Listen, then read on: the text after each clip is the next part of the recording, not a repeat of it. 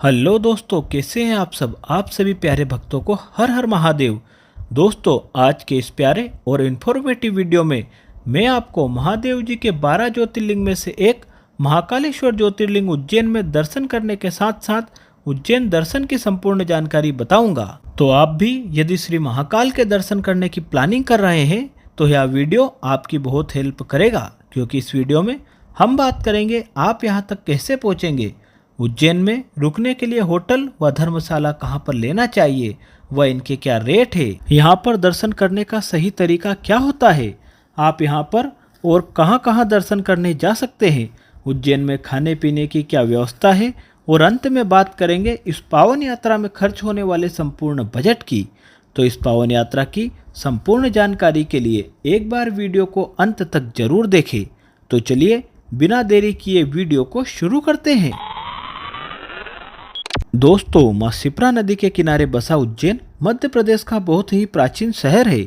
यहाँ महान सम्राट विक्रमादित्य की राजधानी हुआ करती थी। इस प्राचीन नगरी को अवंतिका, उज्जैनी व महाकवि कालिदास की नगरी के नाम से भी जाना जाता है। दोस्तों, यहाँ पर हर 12 वर्षों में सिंहस्थ महाकुंभ का आयोजन भी होता है, जो अब 2028 में होगा। दोस्तों, हर वर्ष लाखों श्रद्धालु महाकालेश्वर के दर्शन करने आते हैं।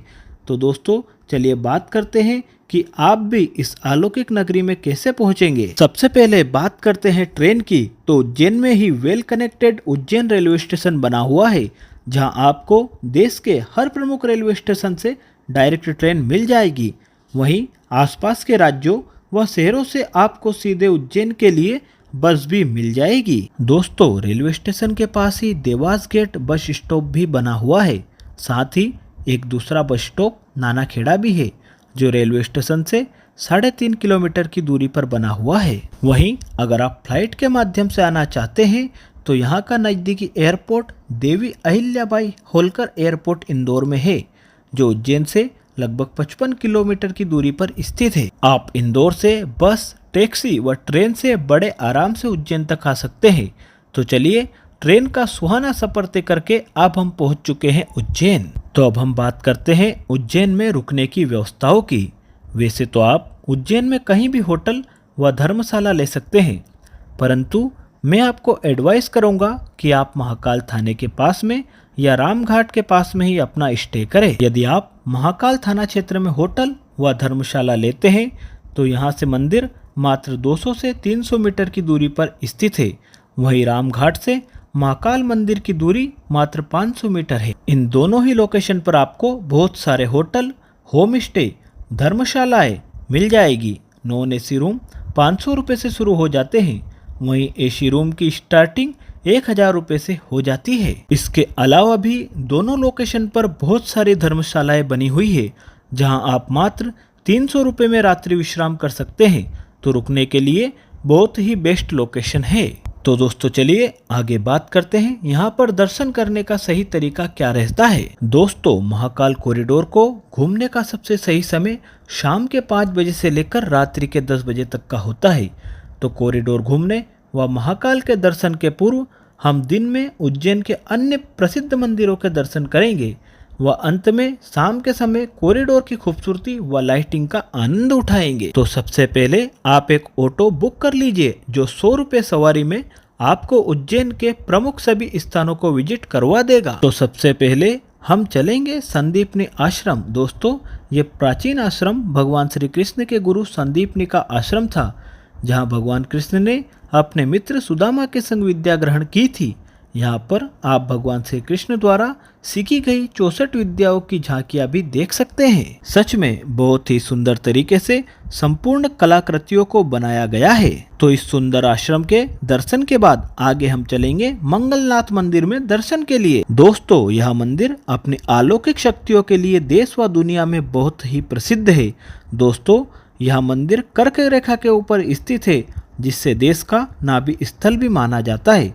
ऐसी मान्यता है कि यहाँ किसी भी व्यक्ति को मंगल दोष हो तो यहाँ पूजन करवाने से मंगल दोष दूर हो जाता है। दोस्तों, यह भगवान शिव का एकमात्र ऐसा मंदिर भी है जहाँ भगवान शिव नंदी की जगह भेड़ पर विराजित है, क्योंकि भेड़ मंगल ग्रह का प्रतीक माना जाता है। तो दोस्तों, इस विश्व प्रसिद्ध मंदिर में दर्शन के बाद आगे हम चलेंगे श्री काल भैरव मंदिर में दर्शन करने। दोस्तों, ऐसी मान्यता है कि इस मंदिर में काल भैरव जी मदिरा पान करते हैं। मंदिर के बाहर ही आपको फूल मालाओं व प्रसाद की दुकानें मिल जाएगी व बाहर ही आपको शराब की दुकानें भी देखने को मिलेगी। जैसी आपकी श्रद्धा हो आप वैसी प्रसाद चढ़ा सकते हैं। दोस्तों, इस मंदिर में हमेशा ही बहुत भीड़ होती है, तो आपको लाइन में लगकर ही दर्शन करना होगा। दोस्तों, काल भैरव जी को उज्जैन का प्रधान सेनापति भी कहा जाता है, तो महाकाल दर्शन के पूर्व इनके दर्शन अवश्य करना चाहिए।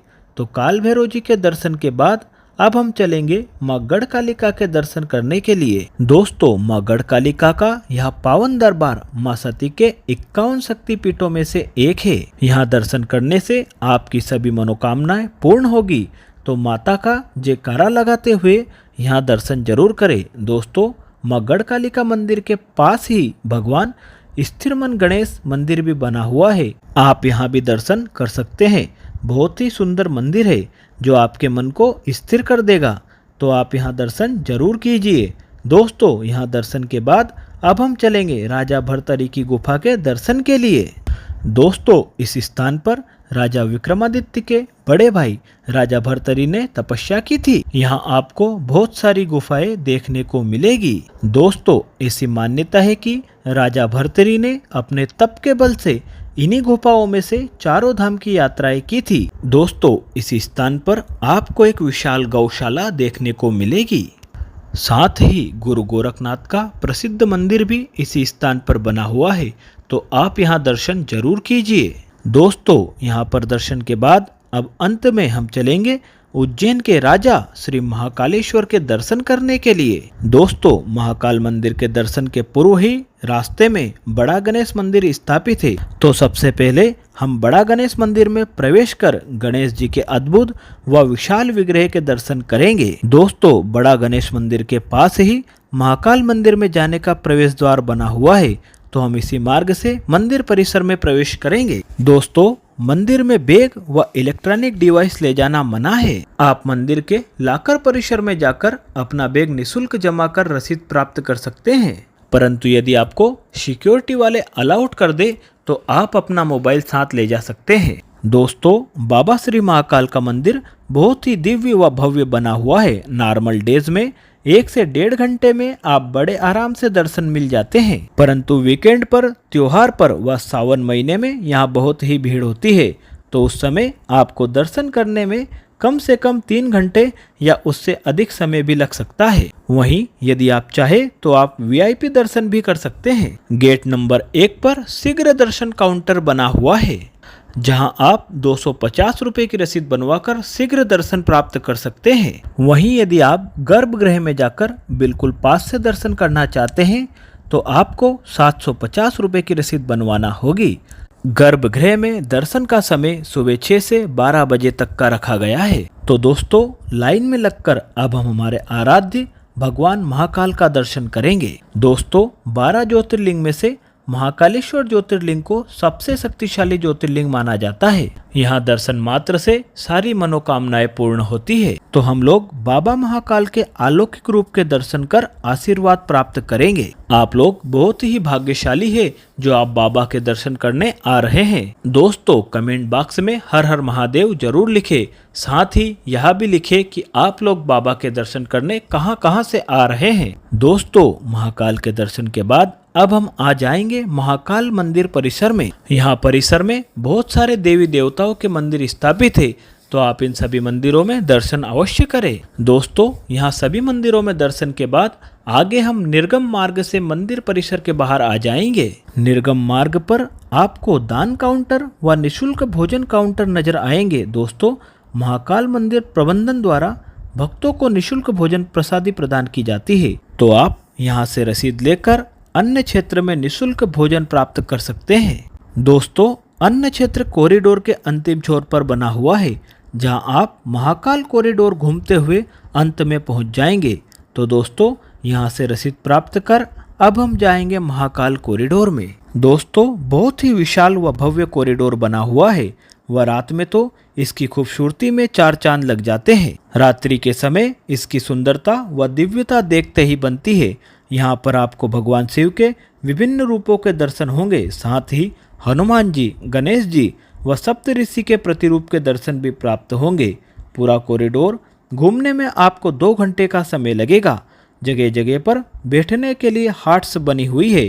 पेयजल व शौचालय की व्यवस्था भी जगह जगह पर की गई है। दोस्तों, सीनियर सिटीजन व दिव्यांग लोगों के लिए यहाँ पर wheel chair free of cost उपलब्ध कराया जाता है। दोस्तों, महाकाल कॉरिडोर में आप 3D में भस्मा आरती के दर्शन भी कर सकते हैं। आपको 3D दर्शन काउंटर से 150 रुपये की रसीद बनवाना होगा।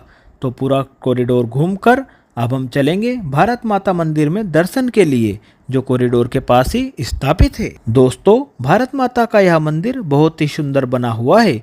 यहाँ भारत माता की एक विशाल व सुंदर प्रतिमा स्थापित है। यहाँ दर्शन करने से आपको बहुत ही आनंद मिलेगा। दोस्तों, भारत माता मंदिर में दर्शन के बाद आप पूरा कॉरिडोर घूम लीजिए और अंत में अन्य क्षेत्र में जाकर भोजन प्रसादी प्राप्त कर लीजिए। दोस्तों, यहाँ मैंने आपको उज्जैन के प्रमुख मंदिरों की जानकारी प्रदान की है। आप एक दिन में इतना ही विजिट कर पाएंगे, तो आप अपने होटल व धर्मशाला में रात्रि विश्राम कीजिए। अगले दिन हम चलेंगे उज्जैन के प्रसिद्ध गोपाल मंदिर में दर्शन के लिए, जो कि महाकाल मंदिर क्षेत्र व रामघाट दोनों ही स्थानों से वॉकिंग डिस्टेंस पर बना हुआ है।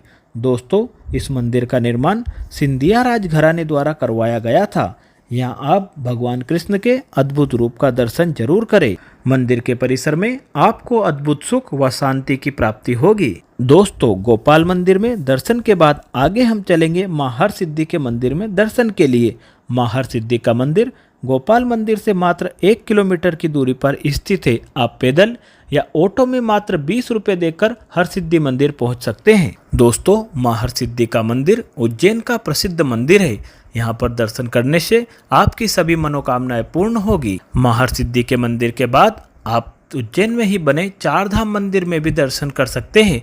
यहाँ पर बनी झांकियाँ आपका मन मोह लेगी। दोस्तों, आगे हम बात करेंगे इस पावन यात्रा में खर्च होने वाले संपूर्ण बजट की।